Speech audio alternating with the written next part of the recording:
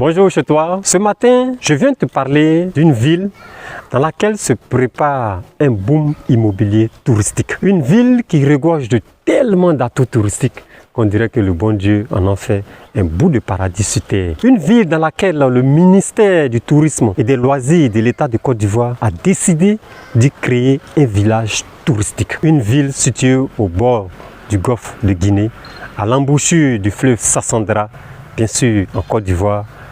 Une ville située dans le district du Bas-Sassandra, dans la région du Boclé. Effectivement, vous l'avez sûrement deviné. Je viens ce matin pour te parler de San Andreas, déformé avec le temps par Sassandra. C'est de cette ville qu'il s'agit. Nous allons parler de Sassandra aujourd'hui.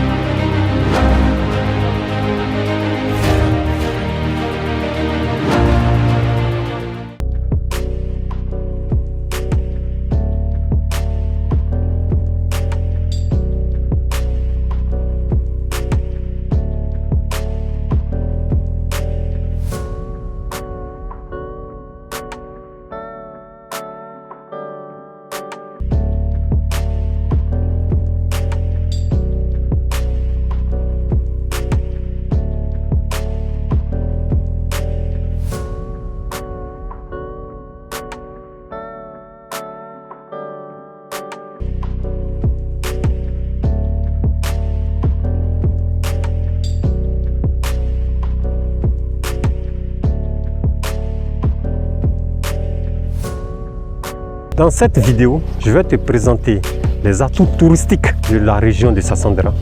Je vais te présenter les atouts, les infrastructures autour de Sassandra, parce que l'immobilier va avec le tourisme, l'immobilier va avec les infrastructures routières. Dans cette vidéo, je vais te présenter aussi un document officiel fourni par le ministère du Tourisme et des Loisirs qui va finir de te conforter afin d'aller investir dans l'immobilier dans la région de Sassandra. En termes d'infrastructures routières, sache que Sassandra bénéficie du programme du bitumage entre Abidjan et San Pedro. Les travaux du bitume de la côtière ont été lancés en septembre 2021 pour une durée de 15 mois.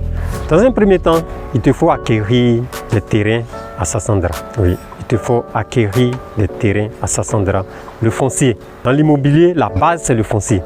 Donc, il te faut acquérir des terrains à Sassandra. Sur ces terrains, tu peux construire des villas que tu vas proposer en termes de domicile principal ou de domicile secondaire aux ressortissants de Sassandra. Tu peux construire des résidences meublées pour accueillir les touristes. Tu peux y construire des mini-cités et à l'intérieur de ces mini-cités qui seront en fait des cadres de vie agréables pour la cible que sont les touristes. Donc à l'intérieur de tes mini-cités, tu peux vendre directement tes maisons, tes villas. Tu peux les mettre en location nue, en location saisonnière ou en location style Airbnb. Tu peux construire des maisons directement et les mettre en location.